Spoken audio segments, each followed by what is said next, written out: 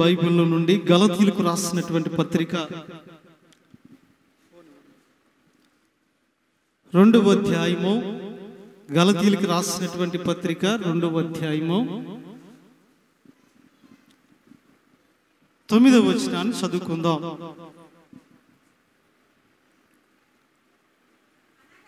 అనగా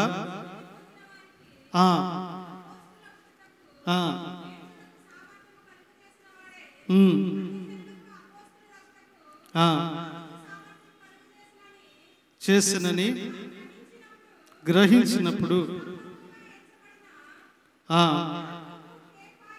స్తంభములుగా ఎంచబడినటువంటి యాకోబు, కేఫాయు, యోహాను అనేటటువంటి వారు చాలండి. గలతీయులకు రాసిన పత్రిక 2వ అధ్యాయం 9వ వచనంలో ఇరువురిని వ్యక్తులను గూర్చి జ్ఞాపకం చేస్తూ వారిని గూర్చి ఏమంటున్నాడంటే, యాకోబు, కేఫా, యోహాను అనేటటువంటి వారు స్తంభములుగా ఎంచబడినటువంటి వారు అని వారిని గూర్చి అక్కడ లేఖన భాగంలో తెలియపరుస్తూ ఉన్నాడు. వాస్తవానికి ఈ యొక్క బిల్డింగ్ ఆధారపడటానికి కొన్ని స్తంభాలు ఆధారంగా ఉన్నాయి, పిల్లర్స్లు, పోస్టులు అంటాం. అలాగే భూమికి కూడా దేవుడు కొన్ని పునాదులను వేశాడు. అలాగే మేఘానికి కూడా కొన్ని పునాదులు ఉన్నాయి, అందుకే మేఘ స్తంభము అని కూడా అన్నాడు. అలాగే దేవుని పిల్లలమైనటువంటి మనలను కూడా ఆయన ఏ రీతిగా తెలియపరుస్తున్నాడంటే, యోహాను, కేఫా ఎలాగైతే స్తంభములుగా ఎంచబడ్డారో, ఆధ్యాత్మిక జీవితంలో ముందుకు కొనసాగుతున్నటువంటి మనము కూడా స్తంభముగా ఎంచబడేటటువంటి వారిగా ఉండాలి, స్తంభముగా నిలబడేటటువంటి వారిగా ఉండాలి. ఎందుకంటే ప్రతి ఒక్కరిని కూడా ఒక్కొక్క రకమైన స్తంభముగా చూడాలనుకుంటా ఉన్నాడు. ఎందుకంటే ఇప్పుడు మనకు స్తంభాలు ఉన్నాయి, సిమెంట్ స్తంభాలు ఉంటాయి, ఇనప స్తంభాలు ఉన్నాయి, ఇత్తడి స్తంభాలు ఎలాగైతే ఉన్నాయో రకరకాల స్తంభాలు, లేదా చెక్క స్తంభాలు ఎలాగైతే ఉన్నాయో, అలాగే దేవుని పిల్లలమైనటువంటి మనము కూడా ఏ రీతిగా ఉండాలని ప్రభువు ఆశిస్తున్నాడంటే, ఆ యోహాను లేదా కేఫా, యాకోబు వలె స్తంభములుగా ఉండేటటువంటి వారిగా మనం ఉండాలని ఆశపడుతున్నాడు. అయితే మచ్చుకు కొన్ని స్తంభాలు, ఎటువంటి స్తంభముగా మనం ఉండాలి, ఎటువంటి స్తంభముగా ప్రభు ఉండాలని ఆశపడుతున్నాడు, ఎటువంటి స్తంభం అయితే ప్రభు మనల్ని చూడాలని సంతోషపడుతున్నాడు, కొన్ని విషయాలు జ్ఞాపకం చేసుకుందాం. మొట్టమొదటిగా ఏ స్తంభముగా ఉండాలి అంటే, దీప స్తంభముగా మనము ఉండాలి అంట. ఏ స్తంభముగా ఉండాలంట? చూడండి, మత్తయి రాసినటువంటి పత్రిక సువార్త, the book of Matthew chapter 5, మత్తయి రాసినటువంటి సువార్త 5వ అధ్యాయము 15వ వచనాన్ని కానీ చూసినట్లయితే అక్కడ రాయబడినటువంటి మాట ఏమిటంటే, మనుషులు దీపము వెలిగించి కొంచెము క్రింద పెట్టరు, కానీ అది ఇంట నుండి వారందరికీ వెలుగునిచ్చుటకై దీపస్తంభము మీదనే పెట్టుదురు. మొట్టమొదటిగా మనం ఎటువంటి స్తంభము వలె ఉండాలి అంటే, దీపస్తంభం అనేటటువంటిది ఒకటి ఉంది. ఆ దీపస్తంభము వలె మనం ఉండేటటువంటి వారిగా ఉండాలి అంటున్నాడు. ఎందుకంటే అక్కడ దీపస్తంభము దేనికి సాదృశ్యంగా ఉందంటే, సాక్ష్య జీవితానికి అది సాదృశ్యంగా ఉన్నది. సాక్ష్య జీవితానికి అది సాదృశ్యంగా ఉన్నది కాబట్టి దీపస్తంభం వలె ఉండాలి అంటే సాక్ష్యము కలిగినటువంటి వ్యక్తిగా మనము ఉండాలి. మన గురించి మంచి సాక్ష్యాన్ని కలిగినటువంటి వారిగా మనం జీవించే వారిగా ఉండాలి. కొంతమంది మనుషులను జ్ఞాపకం చేసుకుంటే వారు గొప్పవారిగా ఉంటారు, కానీ వారి సాక్ష్యం మంచిది కాదు. ఉన్నతమైన వారిగా ఉంటారు, కానీ వారి సాక్ష్యం మంచిది కాదు. కానీ దేవుని వాక్యం అంటుంది కదా, నీవు సాక్ష్య జీవితం కలిగినటువంటి వ్యక్తిగా ఉండాలి. నీది ఎటువంటి కుటుంబమైనా, ఎటువంటి వ్యక్తివైనా, ఏ స్థితిలో ఉన్నప్పటికీ కూడాను మన సాక్ష్యం అనేటటువంటిది ఇతరులకు మాదిరిపరంగా, దీవెనకరంగా ఉండాలి. కానీ మన సాక్ష్యం ఇతరులు అసహించుకునేటటువంటి విధంగా, ఆ సాక్ష్యాన్ని బట్టి ఇతరులు మనం ద్వేషించేటటువంటి విధంగా మన సాక్ష్య జీవితం ఉండకూడదు. అందుకనే ఎటువంటి స్తంభము వలె మనము ఉండాలి అంటే దీప స్తంభము వలె మనం ఉండేటటువంటి వారిగా ఉండాలి. అనగా సాక్ష్య జీవితం అనేటటువంటిది జాగ్రత్తగా ఉండాలి. సాక్ష్యాన్ని కాపాడుకునేటటువంటి వారిగా మన ఆధ్యాత్మిక జీవితాల్లో ఉండాలి అంటున్నాడు. అందుకనే ఇదిగో మీ సత్క్రియలు కనపడినట్లుగా ఆయన చెప్తున్నటువంటి మాట ఏమిటంటే దీపస్తంభము మీద పెడతారు కదా, ఎందుకంటే అది అందరికీ వెలుగునిచ్చుట కొరకు. అపోస్తలుల లేదంటే ద బుక్ ఆఫ్ రెవల్యూషన్ ప్రకటన గ్రంథంలో ఒక మాట అంటాడు చూడండి. ప్రకటన గ్రంథాన్ని కానీ జ్ఞాపకం చేసుకున్నట్లయితే 11వ అధ్యాయం ఇదిగో ఆయన అంటాడు మనలను ఆ 4వ వచనం చివర్లు అంటాడు కదా, ప్రభువైన వాని ఎదుట నిలుచున్న 2 ఒలీవ చెట్లను దీపస్తంభములై ఉన్నారంటారు. మనమట భూలోకానికి ఏమై ఉన్నామంట? దీపస్తంభములై ఉన్నామంటున్నాడు. దేవుడు మనల్ని ఏ రీతిగా ఉంచాడంటే సాక్ష్య జీవితం కలిగిన వారిగా భూలోకములో మన సత్క్రియల ద్వారా ఇదిగో వెలిగించేటటువంటి వారిగా దీపస్తంభములుగా ప్రభు ఉంచాడంట. అందుకని ఆయన అంటున్న మాట, భూలోకమునకు మీరేమై ఉన్నారంటే దీపస్తంభము అయి ఉన్నారు. కాబట్టి మొట్టమొదటిగా ఏ స్తంభముగా మనం ఉండేటటువంటి వారిగా ఉండాలంటే, ఒకటి దీపస్తంభముగా మనం ఉండేటటువంటి వారిగా ఉండాలి. రెండవది ఇంకా ఏ స్తంభముగా ఉండాలి అంటే సంఘము అనేటటువంటి స్తంభముగా మనము ఉండాలి. ద పిల్లర్ ఆఫ్ చర్చ్ అన్నాడు చూడండి. 1 తిమోతిలకు రాసినటువంటి పత్రిక 3వ అధ్యాయము, 1 తిమోతిలకు రాసినటువంటి పత్రిక 3వ అధ్యాయము ఇదిగో 15వ వచనం చివర్లు అంటాడు కదా, లేదా ఇదిగో అనగా జీవము గల దేవుని సంఘములో ఆ సంఘము సత్యమునకు స్తంభమును ఆధారమునై ఉన్నది. ఒకటి సాక్ష్య స్తంభముగా ఉండాలి, రెండవదిగా సంఘం అనే స్తంభం అన్నాడు. ఇది దేనికి సాదృశ్యంగా ఉందంటే సత్యమునకు ఆధారము. అనగా సంఘానికి వెళుతున్నటువంటి మనము ఇదిగో సత్యము కలిగినటువంటి స్తంభములుగా కూడా ఉండాలి. సంఘానికి వెళ్తున్నాం, సాక్ష్యం బాగుంది, కానీ సత్యం అనేటటువంటిది లేకపోతే దానివల్ల ఉపయోగము లేదు. అందుకే రెండవదిగా ఎలాగ ఉండాలి అంటే సత్యమునకు ఆధారముగు స్తంభములుగా, సత్య స్తంభములుగా మనము ఉండాలి. కొన్నిసార్లు చూడండి, ఎవరితోనైనా ఏదైనా మనం ఒకసారి అడిగినప్పుడు నీకెవరు చెప్పారంటే పలానా వాళ్ళు చెప్పారంటే వాళ్ళు చెప్తే అసలు నమ్మకూడదంట. అరే వాళ్ళ మాటలు నమ్మేవా? వాళ్ళు ఉన్నది లేనట్లు లేనిది ఉన్నట్లు చెప్తారు, వాళ్ళు మాట్లాట్లాగా నమ్మేమంటారు. అంటే వారు సంఘానికి వెళ్ళేవారే కానీ వారిలో ఏమీ లేదు, సత్యం లేదు. వారు జరిగింది ఒకటైతే ఇంకోలా చెప్తారండి, వారు చూసింది ఒకటైతే ఇంకోలాగా చెప్తారండి అని చెప్తుంటారు. అనగా వారి సత్యం అనేటటువంటిది వారిలో లేదు. ఈరోజు మరి నిజంగా ఇదిగో సత్యము కలిగి మన జీవితాల్లో నివసించేటటువంటి వారిగా ఉండాలి. ఎందుకనగా అనేక వ్యక్తులను ప్రభు తీసుకొచ్చి ఇక్కడ ఒక సంఘంగా కట్టాడు. ఈ సంఘంలో మనం ఎలాగ ఉండాలంటే సత్యము కలిగినటువంటి వారిగా ఉండాలి. ఒకసారి మా నాన్నగారు చెప్తే వాక్యం చెప్తే ఒక ఉదాహరణ చెప్పారు ఈ సత్యముని గురించి. ఏమనంటే ఓసారి కోర్టుకు 2 సాక్షులుగా తీసుకెళ్లారంటే, ఏదో గొడవ వస్తే 2 సాక్షులుగా తీసుకెళ్తే జడ్జి గారు ఒక సాక్షిని పిలిచి నీ పేరేం పేరు అన్నాడంట. అయ్యగారు నా పేరు అబద్ధం అన్నాడంట. ఏంటి అబద్ధం అన్నాడంట. అదేం పేరు నాయనంటే ఏమో మా వాళ్ళు నాకు అదే పెట్టారు, నా పేరు అబద్ధం అన్నాడు. నీ పేరే అబద్ధం అయితే నువ్వు నిజమే మాట్లాడుతావు, నీ సాక్షి గలదు, నువ్వు బయటికి పోయినాడు. సరే 2వ సాక్షిని ప్రవేశపెట్టిన అన్నాడంట. 2వ సాక్షిని ప్రవేశపెట్టారు. అదే నీ పేరేంద్ర నాయన అన్నాడంట. నా పేరు అసత్యం అన్నాడంట. వాడి పేరేం పేరు అసత్యం. ఒకటి పేరేమో అబద్ధం, ఇంకొకటి పేరేమో అసత్యం. మీ పేరులోనే సత్యం లేదు, మీరు చెప్పే మాటల్లో ఏం సత్యం ఉంటుంది? మీరు నిజంగా కళ్ళారా చూసిన సత్యం చెప్పలేరు, మీ సాక్ష్యం చెల్లదు, బయటికి వెళ్ళిపోండి అన్న.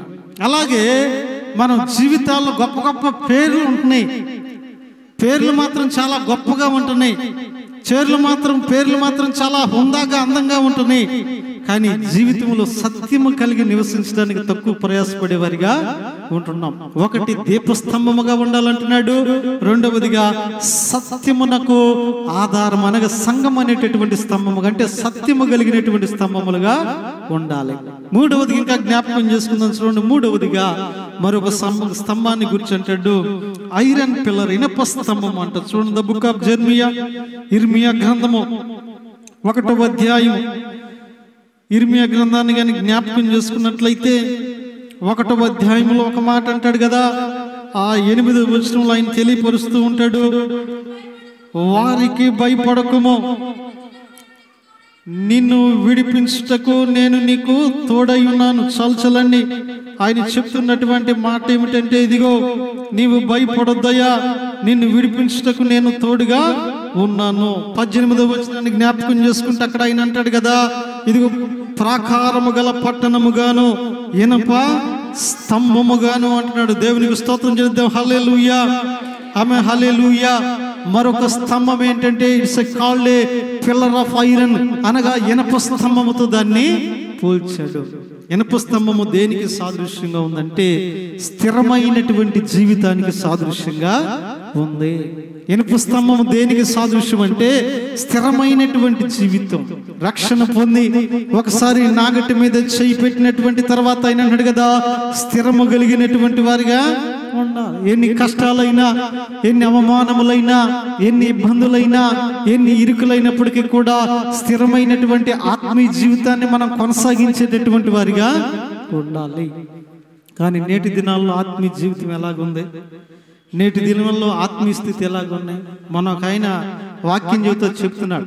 నేను కూడా ఆ యూట్యూబ్లో చూసాను, ఆ పాస్టర్ గారి పేరు ఏదో ఉంది, ఆయన చెప్తున్నాడు కదా, ఆయన సంఘంలో అంట 20 సంవత్సరాల నుంచి ఒక సంఘ పెద్ద ఉన్నాడంట. 20 సంవత్సరాల నుంచి ఆయనే పెద్ద, పాస్టర్ గారు లేకపోయినా ప్రతిది ఆయనే చూసుకుంటాడు.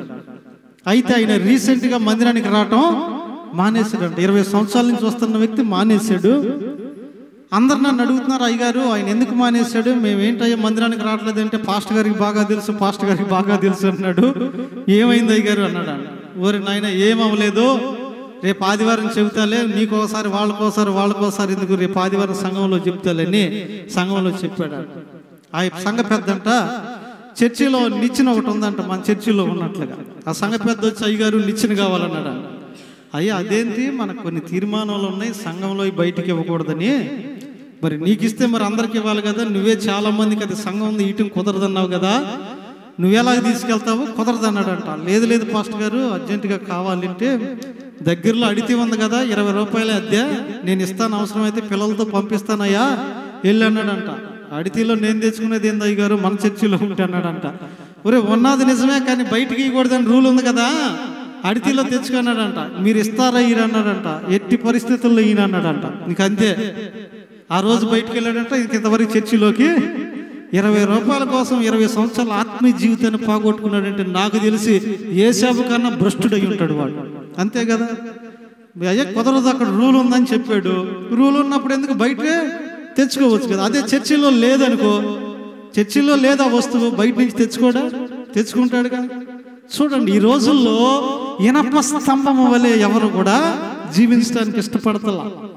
20 సంవత్సరాల ఆత్మీయ జీవితాన్ని 20 రూపాయలు నిచ్చెన కోసం పోగొట్టుకున్నాడంటే వాడిని ఏ స్తంభం అని పిలవాలి అటువంటి వ్యక్తిని అసలు. కానీ దేవుని వాక్యం అంటుంది కదా, ఇనప స్తంభము వలె మనము ఉండాలి, స్థిరమైనటువంటి జీవితాన్ని కలిగిన వారిగా ఉండాలి, స్థిరమైనటువంటి వ్యక్తులు కలిగినటువంటి వారిగా ఉండాలి. ఎటువంటి మాటలు కలిగినప్పటికీ, ఎటువంటి విషయాలు మన దగ్గరికి వచ్చినప్పటికీ, మనుషులు మనలను ప్రేమించినా ప్రేమించపోయినప్పటికీ, వారు మనతో ఎలా ప్రవర్తించినప్పటికీ కూడా మన ఆత్మీయ జీవితంలో ఎలాగ ఉండాలంట, స్థిరత్వం అనేటటువంటిది ఉండాలి. ఇప్పటికి 3 స్తంభాల గురించి చెప్పుకున్నాం. ఒకటి దీపస్తంభము, రెండవదిగా సంఘం అనే స్తంభం, అంటే ఇది సత్యం కలిగిన వారిగా ఉండాలి. మూడవదిగా ఇనప స్తంభము, అనగా స్థిరమైనటువంటి జీవితం కలిగినటువంటి వారిగా ఉండాలి. నాలుగవదిగా మరొక స్తంభాన్ని కూడా జ్ఞాపకం చేసుకుందాం. నాలుగవదిగా మరొక స్తంభం ఏ స్తంభం అంటే, ఇదిగో ఇది ధూప స్తంభము అంట. దేవునికి స్తోత్రం చేద్దాం. హల్లెలూయా. ఆమె హల్లెలూయా. ఇది ధూపస్తంభము, పరమగీతములు, the Song of Solomon, chapter 3 3వ అధ్యాయము 6వ వచనాన్ని చదువుకుందాం.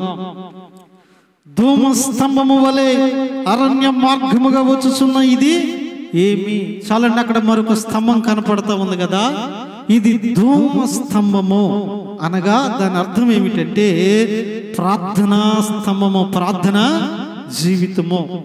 మరి మరొక స్తంభం ఏమిటంటే ఇది ప్రార్థన జీవితం. మనల్ని ఏ రీతిగా ప్రభువు ఉండాలని చూస్తున్నాడు, ఎటువంటి స్తంభాలుగా మనం ఉండాలని ఆశిస్తున్నాడంటే ప్రార్థనా జీవితం కలిగినటువంటి స్తంభాలుగా ఉండాలని ప్రభువు మన నుంచి కోరుతా ఉన్నాడు.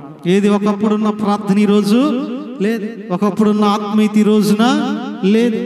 వాస్తవానికి మనం కానీ జ్ఞాపకం చేసుకున్నట్లయితే బైబిల్లో గొప్ప గొప్ప ప్రార్థనలు చేసినటువంటి వ్యక్తులు లేకపోలేదు.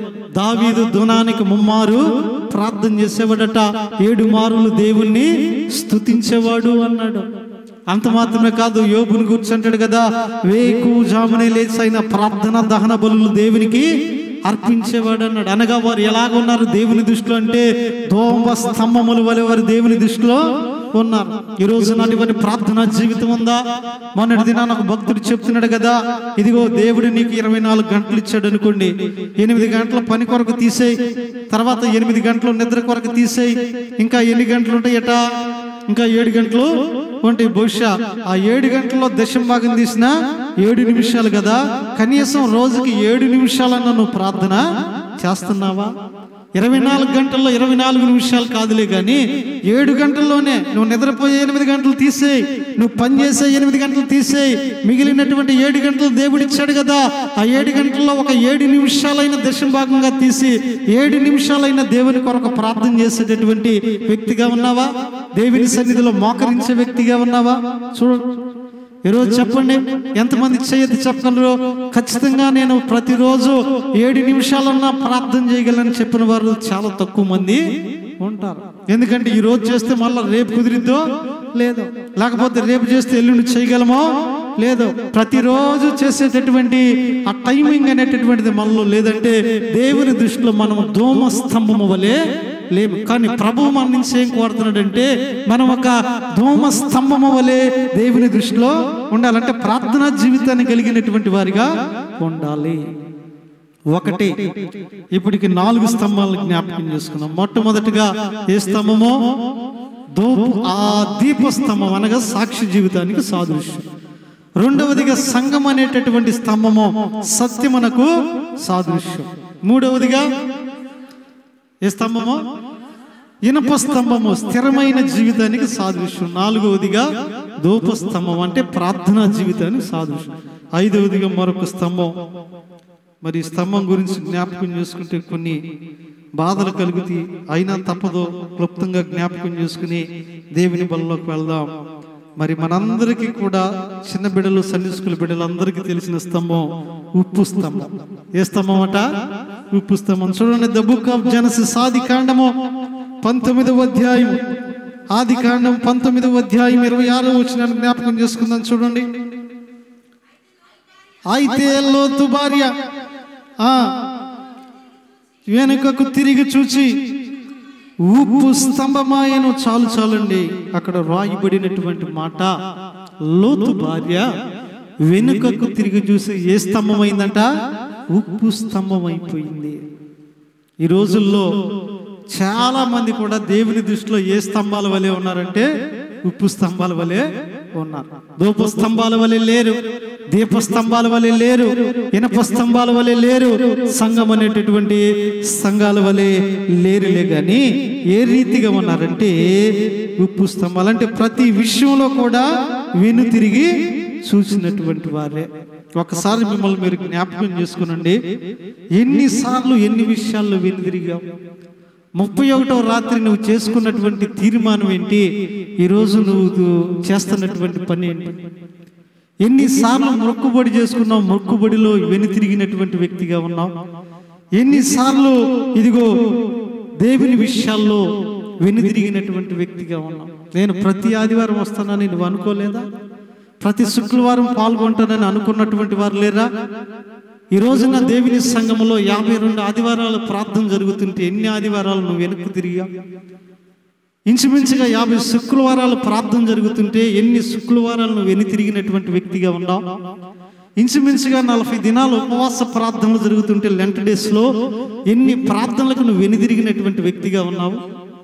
ఇంచుమించుగా 3 రోజుల ఉపవాస ప్రార్థన జరుగుతుంటే ఎన్ని కూడికల్లో ఆ రోజున వెనుదిరిగినటువంటి వ్యక్తిగా ఉన్నావు?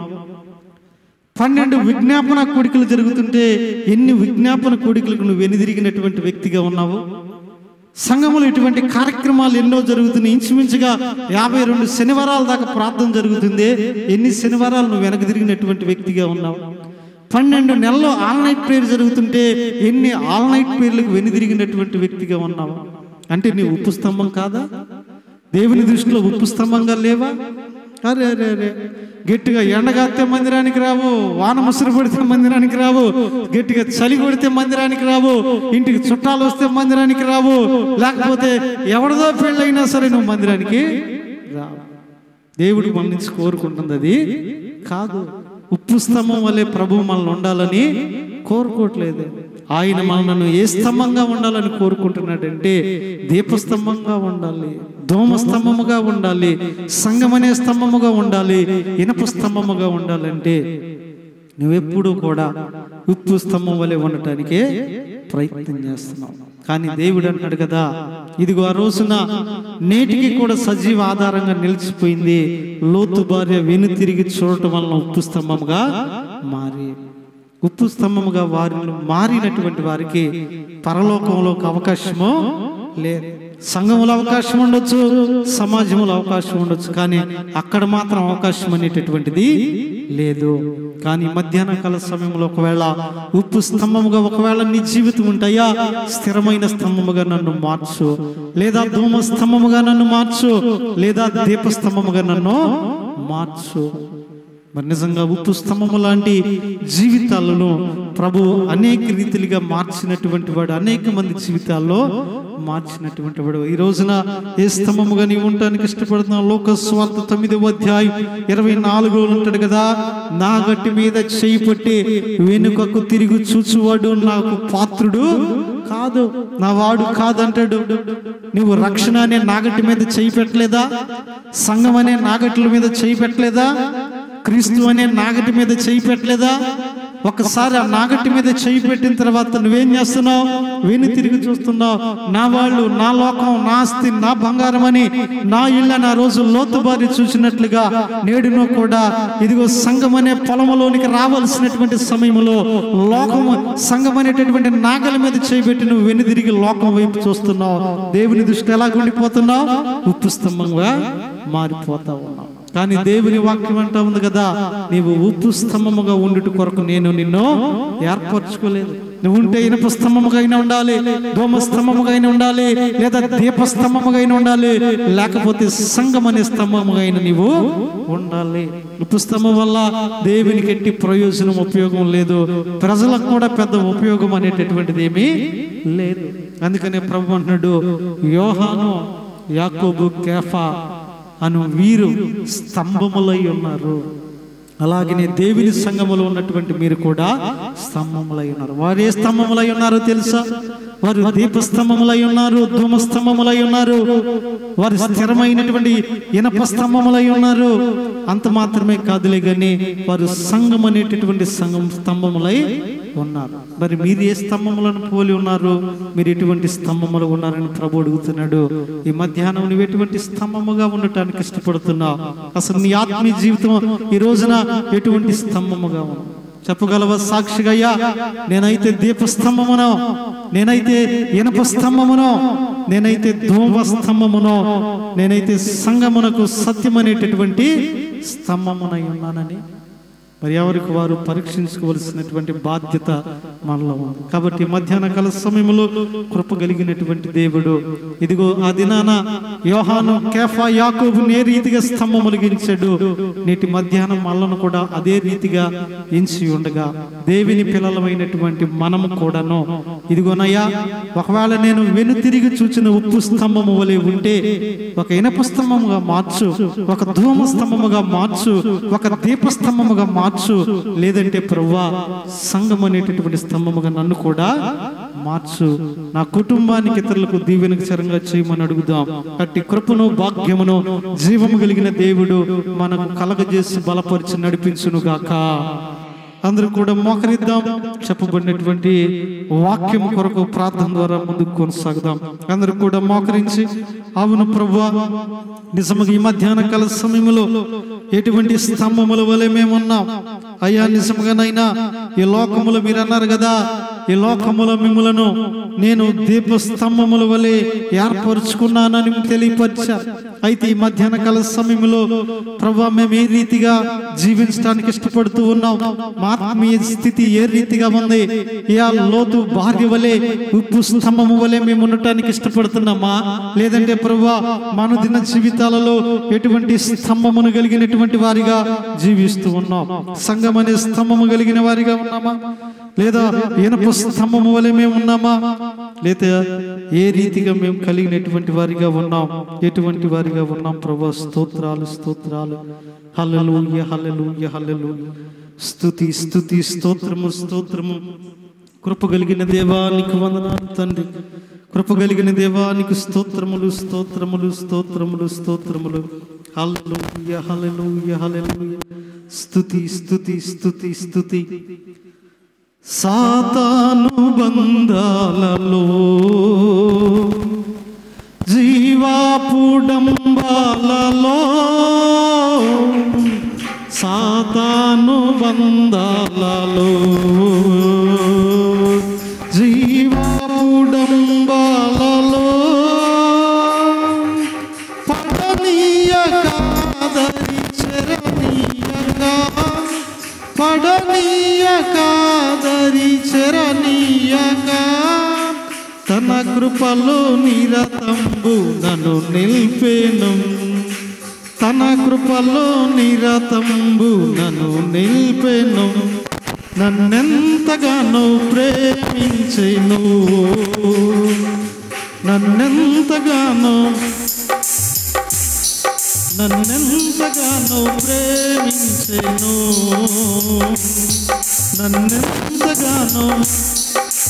నా యేసుడు నా పాపము నా శాపము తొలగించెను, నన్ను కరుణించెను, తొలగించెను, నన్ను కరుణించెను, నన్నెంతగానో ప్రేమించెను, నన్నెంతగానో ప్రేమించెను.